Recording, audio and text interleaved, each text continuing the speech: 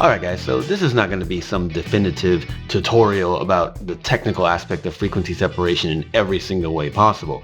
Not at all. It's more of a practical visual to see what you might think in terms of how the different blurring operators that we might use in frequency separation could affect your goal.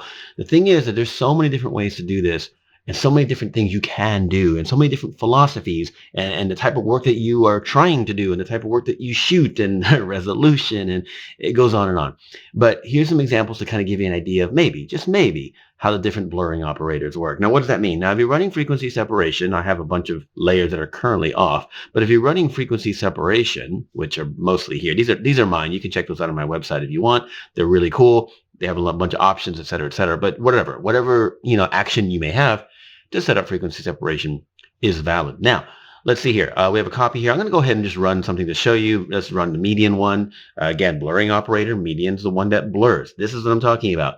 You have to choose that radius up front. We have videos that talk about why I have different philosophies on what radius you use, depending on how much texture you want to preserve or move up into the high layer, etc. We have videos on that. Please check it out. But we're just going to run it anyway. Just as a quick reference, we must remember that frequency separation means that we're separating our image into the high frequencies, which look like this, and the low frequencies, which was just that blur that we did. And it can and should vary depending on what you're trying to do. But when you blur that first initial layer, which ends up your low layer, you can do it multiple ways. Most people are going to talk about Gaussian blur if they did that years ago, and it's still very valid. And some people talk about surface blur. And of course, in recent years, everyone's using median because of its consistency and its reliability on perimeters. That is to say, high contrast or high frequency perimeters. Real strong edges like the tooth in her tongue or the makeup in her eyelid. These are really strong edges. So edges is the first thing that we talk about. And usually the main thing people are going to cite when they're saying some limitations of the blurring operator. So let's do some visuals, okay? I know this is YouTube. The videos aren't super clear. I always upload at 4K, so hopefully that helps. But let's start. For example, we have here, let's go to some of the layers that I have off. This is median 8. Now what I've done, when I turn it on here, I set up median at an 8 radius. And then I just I took a color that was near her mid-tone skin tone and just filled the whole frame to kind of show what the texture is doing. It's basically viewing the high layer by itself, but with a skin tone, because I know we're talking about skin mostly. So it kind of gives you an idea. Now that's median. Okay, so it looks pretty good. Towards some of the really strong perimeters, there's some glowing here, but all in all, pretty clean. And that's a radius of 8. Now, what if we turn on Gaussian? This is Gaussian radius of 8. Let's go back and forth. Median, Gaussian, median, Gaussian. So the first thing you might notice is that the perimeters on median, especially around the eyes and nose and things like that, are pretty clean. So you can work right up to those perimeters, whatever you're trying to do, especially painting pixels below high layer, right up to those perimeters without too much issue at 8. Now, of course, on Gaussian, you start seeing that the perimeters start getting a little bit glowing. Those are those halos we're talking about. Her mouth is really, really obvious because of the super high contrast here. Median controls it a little bit better. Gaussian, not so much, at least at a radius of 8, which we'll talk about in a minute, etc. Now, what happens with surface blur? Well, let's turn off Gaussian and turn on surface blur. Okay, surface blur has two settings. One is going to be the radius, and the other one's going to be the threshold. So 8 and 25 is simply a recommendation for me. I like 25 because it gives it a good blur. Now, you notice that it's really smooth. It's really consistent, right? Compared to median. Median kind of loses some of those perimeters, or rather enhances them. In other words, it doesn't seamlessly or as seamlessly separate the textures in a way that might be usable. Okay, it does, but it doesn't. Does that mean that surface blur is ideal for everything? Kind of, but not really, because one thing that surface blur does not do is account for very high frequencies when you need to keep them accounted for. So that's already, for lack of a better term, the first little lesson. Median is great when you get worried about those perimeters and you want to work with smoothing out, arguably, medium to low frequencies and keep the high. You can see on the sleeve of her shirt, which normally looks like this, there's a lot of very high frequency, right? There is on her skin as well, but it's really deep here. And because of that, especially with the high contrast, because of that, median is going to preserve that for better or worse, right? Surface blur, just the way the algorithm works, it kind of makes it all really smooth, if you will. It doesn't smooth the texture. It just separates a little less aggressively. It doesn't always reflect those super, super high frequencies, right? Gaussian will reflect those super high frequencies, but it tends to have a worse glowing effect, a worse haloing effect than median. So you might ask yourself, what is the point of all this? Well, I'm going to give you an unfortunate example real quick, because what I mean is, if you look at here, we have these three coming up. We have surface, blur, Gaussian, and median, and they all say painted. All that means is that I went in and I set the frequency separation up with the setting of median 8. And then I painted, if you will, on her face and forehead. I'll show you them in a second, to kind of smooth out some transitions. Let's turn on median 8. There it is. I'm not saying this is perfect. I'm saying it's a demo. So as you can see, I smoothed out some transitions and I carefully avoided perimeters, and I masked out really hard perimeters like her eyebrows and stuff. And you know what? It works. But here's the thing. If I turn on Gaussian 8, you ready for this? Let's turn off median. Off. Okay. Let's turn on surface blur. Ready to turn off Gaussian? They are almost identical. Yeah, I can toggle back and forth. Gaussian, median, Gaussian, surface. But if you use the tools appropriately, in other words, you're careful about what you're using in terms of like smoothing transitions out. Maybe you're painting, maybe you're using the mixer brush. If you're careful and you want a subtle effect, then the blurring operator isn't that important. Okay? Especially when you're working with like wide areas of skin here, which are relatively low to medium frequencies. Gaussian, median, and surface are basically identical in terms of the work you want. So there it is, untouched Gaussian, untouched median, untouched surface, all about the same. Where things start to break down is when you have those high frequencies or when you really want a heavy look. Let's go to the sleeve for a minute, okay? We have a Gaussian of 12 on the sleeve. Let's turn that on. What I've done is I painted a little area of color that was supposed to be this like lighter brown on top of the dark, really dark brown here. I painted it with a 12 Gaussian. It's nothing but a glow. What about a Gaussian of 2? Oh, see that? Let's zoom in.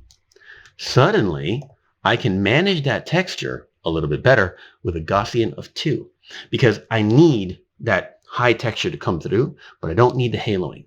So 12, yeah, it's a lot of texture, but there's too much of the broader texture coming through. There's too much of the broader frequencies coming through, and the glow is bad because of the nature of the algorithm. So, okay, 12 is not very useful.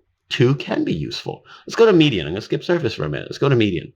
Median at 8, not as bad as the Gaussian 12 haloing, but still a little haloing. Okay, interesting. Now, if we turn on surface, whoa, okay, our haloing is basically nil, but here's what I'm talking about. Surface does not preserve extreme frequencies or extreme contrast, high frequencies very well. You can sort of, maybe change the opacity of that if you want to kind of, reduce the look, maybe a 90% or whatever. What does this mean for you? I'm not entirely sure what it means for you, because you may not have this exact situation where you have Andy's portrait and then you have a sleeve with his high texture and leopard print. I don't know. But think about the texture. You're going to have to play with it, the different operators, the blurring operators, the filters, to see how they respond and why they might respond in certain ways, and then go, what could I need here? Because surface at 8 and 25, it doesn't preserve enough texture. It looks a little funny. Sure, you could have done things to that one painted layer to brighten or darken, etc. Maybe even try blend modes if you're really feeling crazy. But at median 8, too much of a halo. At Gaussian 12, way too much of a halo. And Gaussian 2, curiously, is close. Maybe with some better masking, this might be the solution. See? So to say that Gaussian is saying that Gaussian is no good because of the haloing is misleading.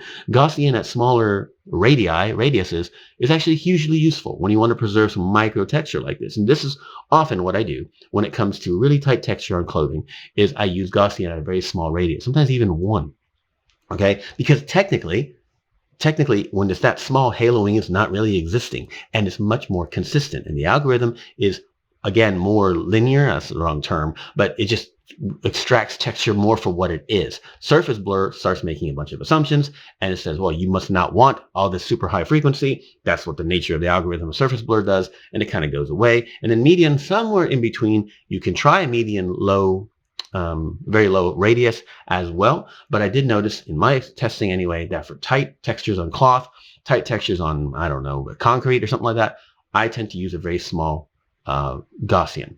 Now, is that the master solution? Like, oh, okay, well, thank you for that, Nino. I'm going to use Gaussian at 2 from now on for everything that I do on texture for clothing. No, please don't take that as some kind of, me trying to pretend that that's the rule you should follow. Absolutely not. The idea that I'm trying to get across is that these make very subtle differences depending on how you use them, not just because they exist. As I showed you before, surface blur with careful painting of transitions at a reasonable setting of 25 threshold, but an 8 radius looks just like Gaussian 8 and looks just like median 8 if you use it in a certain way. Again, none of these are right and wrong. I don't want you to watch this video and think, I must memorize what I'm being told and do it just like this. That would be false. That would be a mistake. The idea is for you to test, run frequency separation multiple times, do some extreme things like I showed you here, paint the whole layer in between high and low and see what it's doing. See how median looks different than Gaussian and it looks different than surface. You might get some ideas on what you can and cannot do. You might understand maybe better where you've tried frequency separation and it failed you and you didn't understand why. Now, are there other blurring operators? Yes, there's dust and scratches, which is sort of a median with a second operator, a different slider. And that's a whole other discussion to itself. But for me, median or surface blur are different enough that I don't mess with dust and scratches very often, but some people do, right? And the extraction process that happens in frequency separation has nothing to do with frequency separation. It's just the mathematics, as everything, is here in apply image. It's just the mathematics involved. You can technically do the exact same process on any 2 images or any 2 layers and get a result. But when you use a blurring operator and then a normal copy of the layer, then you get these extractions. You get these kind of like these algorithms that produce these inverse type of, I'm not even sure how to explain it quickly. We're going to leave that alone. But we want to deep dive into that sort of thing. We can in future videos, but it's not necessarily all that useful for the artist, for the portrait artist, for the photo editor. You just need to understand how to use it and think, okay, the blurring operators exist because they just happen to exist by default. Are they good for me in my work? Are they useful for me in what I'm trying to do? And the best way to figure that out is through just testing. Again, run different radii, and play around and see the kind of results you get. And maybe, just maybe, you'll discover that you can understand at the very least, okay, I'm going to use surface for this. I'm going to use Gaussian for that. I'm going to use median for most things. And I'm going to change the radius setting depending on what I'm trying to work on. It's very, very important that you understand that frequency separation is not one process of 3 steps, memorize it and go.